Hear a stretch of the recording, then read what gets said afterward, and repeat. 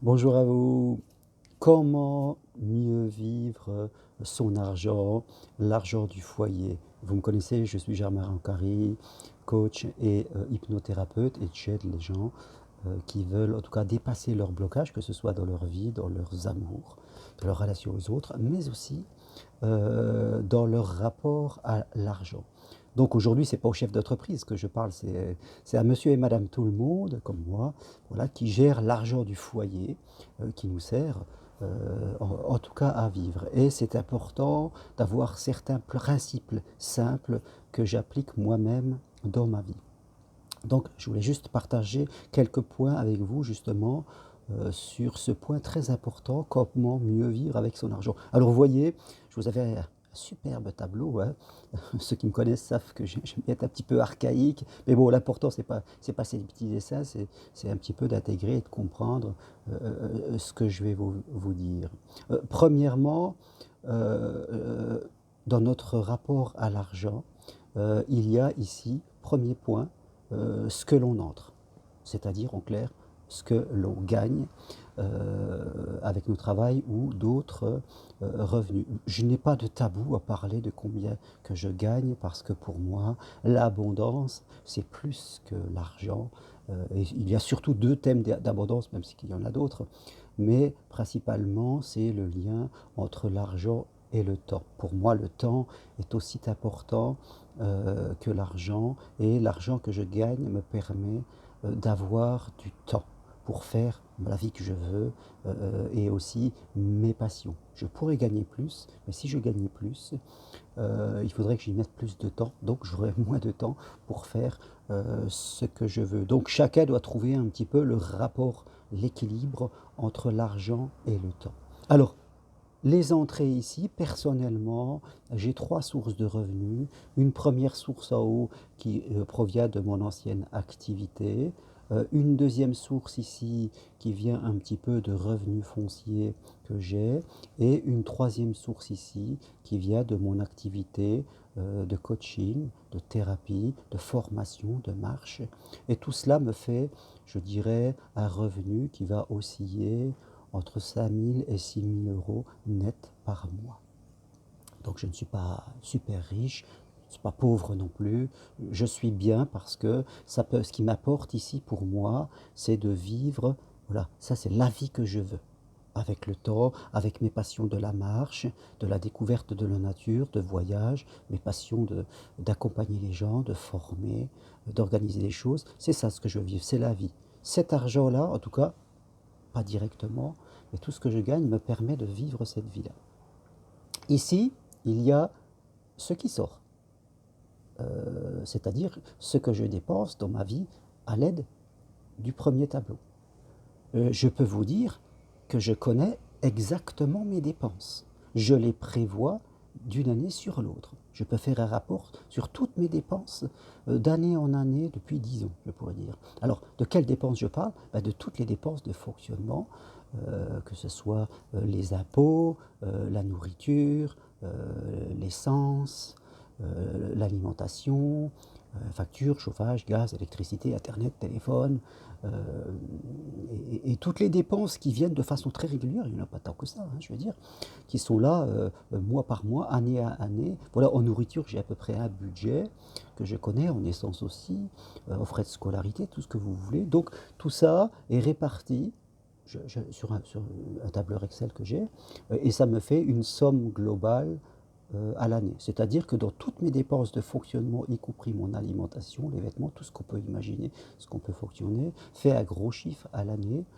Euh, et puis je le divise par 12, que ça me fait une moyenne par mois. Et je vais dire que cette moyenne, elle peut tourner à peu près à entre 1000 et 2000 euros par mois. Voilà. Certains chiffres de dépenses que j'ai. Alors bien sûr, ici, ce que je rentre, moi ce que je sors, fait, je dirais, la marge qui est pour moi. Et c'est cette marge-là qui va me permettre de vivre ça. Ici, si je prends tout ce que je gagne, alors il y en a qui suivent au mois, moi je ne suis plus au mois depuis que je suis indépendant, je suis à l'année parce que Je trouve qu'à l'année c'est mieux et au mois ça nous fait faire des comparaisons de mois en mois, c'est jamais très clair. On peut voir, surtout quand on est indépendant comme moi, une année plus large. Il y a des mois qui sont plus prolifiques que d'autres, puis il y a des mois je ne suis pas là parce que je suis en train de marcher, je fais autre chose. Donc voilà, voir ça au mois, c'est pas, ça ne correspond plus à ma réalité. Je dirais regarder ses dépenses au mois, je dirais, un salarié qui fait ça parce qu'il a un salaire tous les mois, il est le même, il fait comme ça. Mais quand on est indépendant, non, on regarde ça à l'année. Donc chaque année, tout cela c'est multiplié par 12, j'ai un gros montant, mes dépenses prévisibles, j'ai un montant, ça plus ça me fait ça, et ça me permet de vivre ça. Après, j'ai un compte où ma marge, elle va dessus, parce qu'un compte où je peux avoir aussi un petit peu d'intérêt, parce que et ce gros marge me permet de vivre, de faire des choses, de prévoir des voyages toute l'année, quelque part. Et si au travers de petits intérêts, je peux avoir 2-3% qui me ramènent, je sais pas, 1000 euros qui me tombent juste par des intérêts, ben, ces 1000 euros, à quelques, je peux me prévoir un petit voyage. Donc, mes entrées, diverses entrées, mes dépenses que je maîtrise très très bien, ça me crée ma marge libre pour moi qui me permet de vivre la vie que je veux. Alors, ça paraît simple comme ça, mais dans le fond, ça y est. Rappelez-vous une chose importante, pour mieux vivre avec l'argent, il faut y penser. Pour mieux vivre avec l'argent, il faut s'y intéresser. Il y a beaucoup de gens qui ne s'y intéressent pas. Ils regardent leur compte, alors ils ont un coup de téléphone quand la banque leur dit qu'il n'y a plus d'argent. Alors, qu'est-ce qu'on rencontre comme problématique? Alors, la première, c'est qu'il faut s'y intéresser. Il faut s'y intéresser, regarder, apprendre à aimer ça, apprendre à être réglo avec ses factures et tout cela. Et ça, c'est important. Donc, premier point sur lequel on peut travailler, c'est ses entrées. Augmenter ses entrées. Et moi, comme je le dis souvent, à ceux que je forme, pendant longtemps, j'ai fait 2 métiers. J'étais dans mon ancien métier et j'ai fait mon travail de coach, de thérapeute, et j'avais presque 2 salaires. Ça me faisait beaucoup de travail, mais c'était le temps aussi que je construise, je dirais, un tremplin vers le métier que je fais à 100% actuellement. Donc, il faut savoir, quelquefois, faire un effort pendant quelque temps pour construire la vie que l'on veut. La vie que l'on veut vient souvent par une période qui est un peu difficile au début, mais pour atteindre un facile qui vient après. Donc, augmenter les entrées. Il y a beaucoup de gens qui ne travaillent jamais à essayer, soit ils sont au SMIC et ils sont contents, soit ils sont aux aides sociales. Alors là, c'est anti-abondance, je dirais, quelque part, mais ils perdent leur temps dans leur loisir. Je ne dis pas qu'il faut toujours travailler, mais à un moment, il faut savoir ce qu'on veut. Et il faut travailler pendant un moment pour atteindre la vie qu'on veut, je veux dire, quelque part. Et après, une fois qu'on est atteint ce niveau-là, ça nous demande juste un effort pendant 2-3 ans, quelquefois, c'est ce que j'ai fait. Et après, on réduit parce qu'on a réussi à transférer. Donc, augmentez vos entrées pendant un moment en faisant 2 emplois si nécessaire. Un emploi alimentaire et un emploi passion que vous avez développé. C'est ce que je propose à tous les gens que je forme. Voilà. Occupez-vous de votre destin et soyez architecte de la vie que vous voulez. Ne soyez pas passif à regarder les autres qui en profitent comme si vous n'aviez pas le droit. Vous avez le droit, vous avez l'autorisation, je vous la donne. Ces dépenses. Je connais mes dépenses. Combien de gens ne connaissent pas du tout leurs dépenses? Ou alors ils y regardent une fois de temps en temps. Je veux dire, il n'y a aucune maîtrise. Et croyez-moi, quand j'ai déjà regardé un peu ça, on arrive quelquefois à voir que même les banques qui prennent des petits frais, des trucs comme ça, les gens ont au moins 200 euros par mois qui partent en fumée. Ils n'en sont même pas conscients. Ils n'ont aucun rapport à ce qui est prévu, combien dépensent en alimentation, en vêtements, en essence, de prévision sur les impôts. Rien, ils vont vraiment, ils subissent. Ils ne font que subir, ils n'ont aucune dépense. Il faut arriver à connaître vos dépenses le plus précisément possible parce que tout est prévisible et on ne se fait pas surprendre.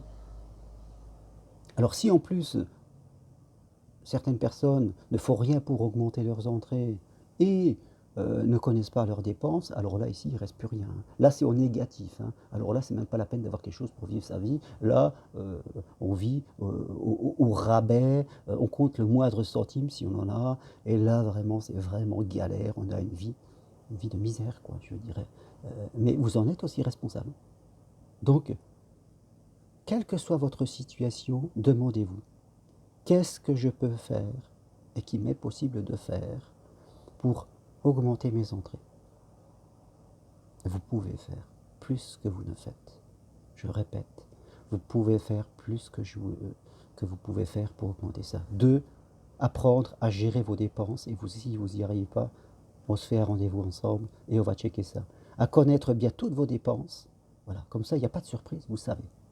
On augmente les entrées, et bien sûr on travaille à réduire les dépenses aussi, là on fait juste le minimum, tout ça pour augmenter la marge. Et après définir la vie que vous voulez. C'est hyper important, la vie que vous voulez, ce que vous voulez atteindre. Ça demande, pour construire ça, ça vous demandera peut-être un petit peu de temps, un petit peu d'effort. Je veux dire, pendant un moment, parfois c'est difficile au début, mais après ça devient facile. C'est comme un entraînement, comme reprendre le sport, hein. Au début ça cuine, ça grince, et après c'est plus facile. Donc il faut savoir accepter ce petit moment d'inconfort pour aller vers un confort durable et construire la vie qu'on veut. Voilà. Ne soyez pas comme ces gens-là qui attendent et qui font rien, ou ceux-là qui sont complètement dans le flou, qui sont complètement à côté. Même si vous n'aimez pas les chiffres, tout ce que je vous dis là, ce n'est pas de la comptabilité, c'est du calcul mental. Il n'y a pas besoin d'avoir fait maths sup, maths spé, c'est du simple calcul mental. Il y a ce que j'entre, il y a ce que je sors, et ça me fait ça, et ça me fait ça. Point barre. Donc il faut apprendre à être plus discipliné et le faire, et s'y intéresser. Intéressez-vous à ça, et vous verrez que vous irez plus loin que vous pouvez. Donc j'augmente mes entrées, je connais et réduis mes dépenses, ça me crée ma marge et je fais la vie que je veux. Voilà, c'est aussi simple que ça. Merci à vous. Toutes les infos sur mon site germaironcarry.com, formation, accompagnement, marche sur Compostelle. Devenez acteur de votre vie et non pas passif à rester chez vous. Sur ce, bonne journée. Au revoir. À bientôt. Merci.